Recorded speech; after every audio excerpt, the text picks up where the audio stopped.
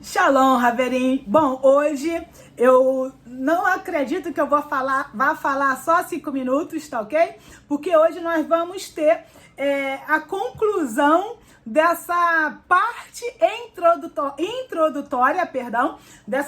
introdutória do nosso podcast, tá? Então depois a gente volta com outras temáticas. Semana que vem, claro, a gente vai voltar com uma outra temática ainda dentro, claro, da volta à origem, mas eu precisava fazer esse pano de fundo, preparar vocês para as outras coisas a mais que a gente tem vindo por aí. Mas eu também queria saber como é que você gosta desse podcast. Você gosta desse formato curtinho, rapidinho, sabe? Eu sozinha, ou você gosta quando eu faço com o meu parceiro Elberson, tá? Eu queria que você dissesse aí nos comentários como é que você gosta mais, que claro, a gente vai fazer Bezrat Hashem, ok? Bom, hoje eu queria falar para vocês o seguinte: depois que Adão e Havá, né, pecaram, o que aconteceu?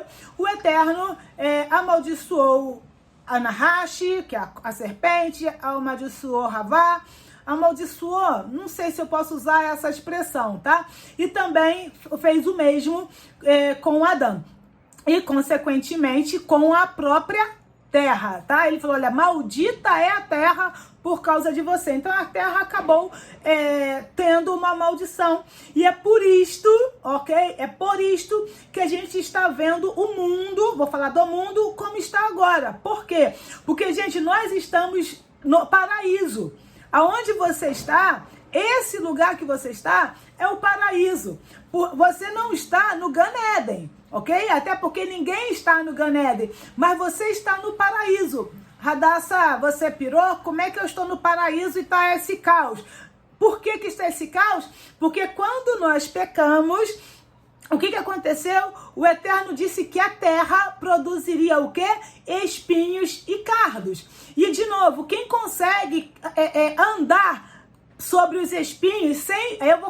me vem à mente aqueles vamos dizer, exercícios até que eu acho que até está relacionado à hipnose, que é feito, por exemplo, com jogador. Eu vi isso com jogador de futebol na Copa do Mundo andando sobre o fogo. Já vi isso também em treinamentos de coach e tudo mais. Então, tirando esse momento hipnótico, digamos assim, quem é que consegue transitar livremente, tranquilamente sobre os espinhos e os cardos? Então, a terra, o paraíso não é mais o paraíso, justamente porque nós estamos vivendo entre espinhos e cardos. Mas nós temos a obrigação de mudar essa situação e eu vou explicar para vocês. Então, vamos lá. O que o Eterno disse? O Eterno disse que a terra seria maldita. E com isso, toda a criação, ela teve uma disfunção. Ela teve uma degradação. Então, com isso, de novo, a terra começou a produzir espinhos e cardos. Então, a natureza, o reino animal e o reino vegetal se degradaram a partir do momento do pecado. E aí entenda pecado como desobediência, tá? Outra questão, o Eterno disse para a mulher que ela começaria, né, a sentir dores de parto, ou seja, dores para dar à luz. Então, se ela está sentindo dores para dar à luz, o que isso significa? Que ela está sentindo dores para parir. Só que eu quero falar de uma outra forma para você. Nós, mulheres, agora, estamos sentindo dores, não é, aspas, para colocar um filho fisicamente, biologicamente falando. Hoje nós estamos sofrendo para dar à luz. E quando eu digo dar à luz, eu estou dizendo o seguinte, que a gente hoje sofre para trazer à existência, olha só, a gente sofre hoje para trazer à existência aquilo que está dentro de nós. Não é isso? Dar à luz, não é isso? Trazer à existência essa criança, parir, não é isso? Trazer à existência o que está dentro de nós. Então a gente precisa entender que no hebraico, semente não está relacionado a filho biológico, ok? Mas semente está relacionada inclusive a gerações. Por exemplo, a gente vai ver na Bíblia Josias, filho de Davi. Josias não era filho de Davi, mas o fato de Josias, né, se espelhar em Davi, aí então ele se dizia filho de Davi. E você vai ver isso em muitas outras referências de reis, tá ok? Então, quando eu me espelho em alguém, eu me torno filha daquela pessoa e não tem nada a ver com a biologia. Então, hoje nós mulheres, vamos falar de nós mulheres, tá? E depois a gente vai falar de uma outra perspectiva também. Hoje nós mulheres sofremos para dar à luz. Entende? Nós sofremos, você concorda comigo? Discorda? Tá fazendo sentido para você?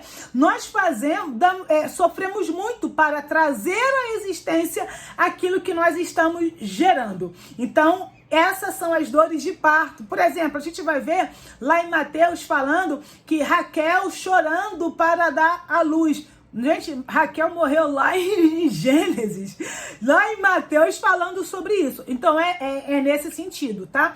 Outra questão, o Eterno disse que o homem, do suor do seu rosto, comerás.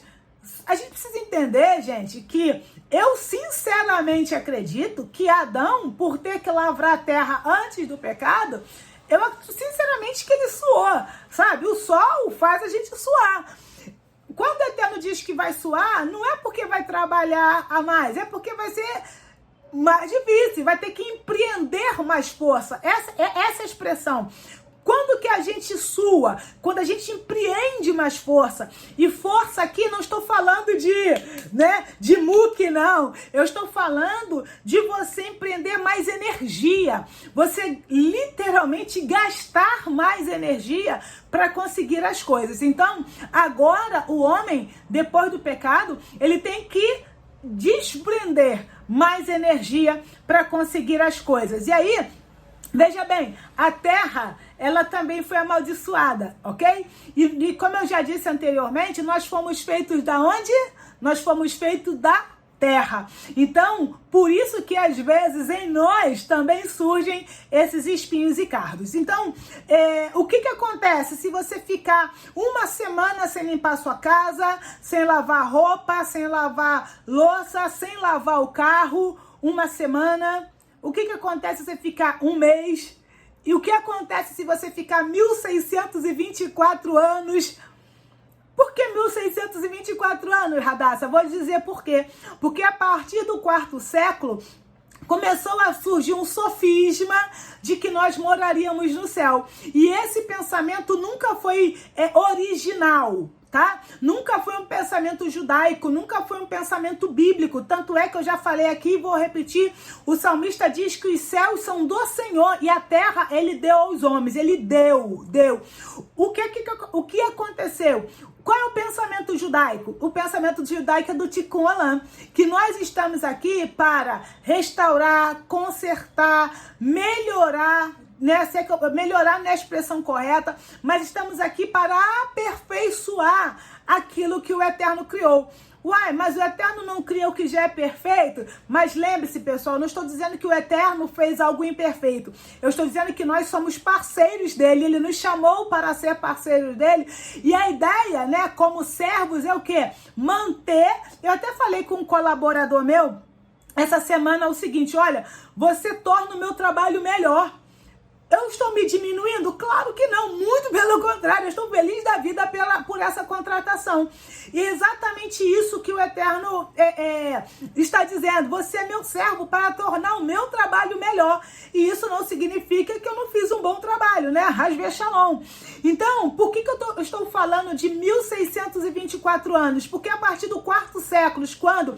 Óbvio, os Talmidim de Yehoshua não estava. Toda aquela geração, enfim, foi sendo elevada, né, para o Shammai, para o céu. Surgiu uma teologia que nós iríamos morar no céu. Já que eu não vou morar nessa terra, por que eu vou cuidar dela? Consegue entender? Já que eu não vou morar nessa terra, gente, olha só. Quando você vai num hotel, vamos aqui conversar. Eu acredito que você já viajou. Se você não viajou, você já viu isso em televisão, já viu isso na novela. E se você também não viu na novela, você já deve ter imaginado isso, tá? Quando você viajou, foi para um hotel, uma pousada, que seja uma noite. Quando você acordou, você arrumou a cama? Você foi lá na recepção pedir vassoura, balde, pano de chão, rodo, moip para limpar o quarto? Você faxinou o banheiro depois que você usou? Diz pra mim. Coloca aí nos comentários. Gente, é óbvio que não. Por quê? Porque naquele hotel você é só um hóspede. Você não vai fazer isso tudo, até porque você já está pagando para fazer. E é exatamente isto. Eu penso, quando as pessoas pensam que que não vamos morar no céu, o que acontece? Nós tornamos essa terra como um hotel. E eu sou hóspede, eu não preciso melhorar essa terra. Consegue entender? Então, com isso, nós fizemos o quê? Volta a pergunta. O que seria da sua casa uma semana sem lavar louça? Um mês? Um ano? 10 anos? E o seu carro? O ambiente que você está? Gente, imagina a sua blusa um mês sem lavar. Aqui você vai para o trabalho, sol, chuva... Insuportável, né? Insuportável. Eu sei que seria exatamente isso. Se você não lavar a sua roupa, ela vai ficar insuportável. Você vai ser expulso do lugar que você está. Você vai ser demitido por justa causa. Então, pessoal, lave a roupa que é a sua casa. Vamos limpar essa terra, vamos tirar os... Não vamos deixar... Vamos podar, não sei se é essa a expressão correta, tá? Mas vamos podar os espinhos e cardos. Vamos arrancar os espinhos e cardos dessa terra e vamos literalmente jogá-los no lixo. Se nós começarmos hoje, todos nós começarmos hoje essa faxina, essa limpeza, sabe? Como eu brinco, não precisa dar o faxinão hoje não, mas começa hoje com uma única ação. Se todos nós fizermos uma única ação, mas não é ficar também estacionada nessa única ação não, tá? Mas por quê? Porque todo ato que a gente faz de bondade, a gente está retificando o mundo, a gente está fazendo esse ticum, a gente está tirando esse cardo, a gente está tirando esse espinho. Então... você vai morar aqui nessa terra, então não faça mais, em nome de Yehoshua, né, o nosso Mashiach, não faça mais dessa terra o seu hotel, onde você não tem responsabilidades com a limpeza dele, entende? Porque o Eterno te colocou aqui nessa terra e ele está, eu vou ousar dizer, nos cobrando a mim, individualmente, a você individualmente, que a gente assuma a nossa posição como servos dele e comecemos a limpar essa terra que ele nos deu. Então, entenda que você está aqui para ser o gari do Eterno. Então, comece a limpar, comece a fazer o ticum. E fica aqui minha sugestão, busque no Criador, para que ele te diga qual é o seu ticum mundial. E aí o mundial é toda e qualquer ação que você faz, mas também busque no Criador em saber qual é o ticum pessoal. Porque se você fizer o seu ticum, a sua retificação pessoal, consequentemente, vai contribuir para que você faça o ticum olam. Nossos sábios dizem que se você salvar uma vida, você salvou o mundo. Então, eu vou dizer para você salvar 2 vidas, a sua e a do seu próximo. Então, faça a sua retificação pessoal e a sua retificação mundial, né? Que é o Tikkun Olam. Shalom, shalom, e até o nosso próximo podcast. E se você gostou, é claro, compartilhe com seus amigos se fez sentido para você.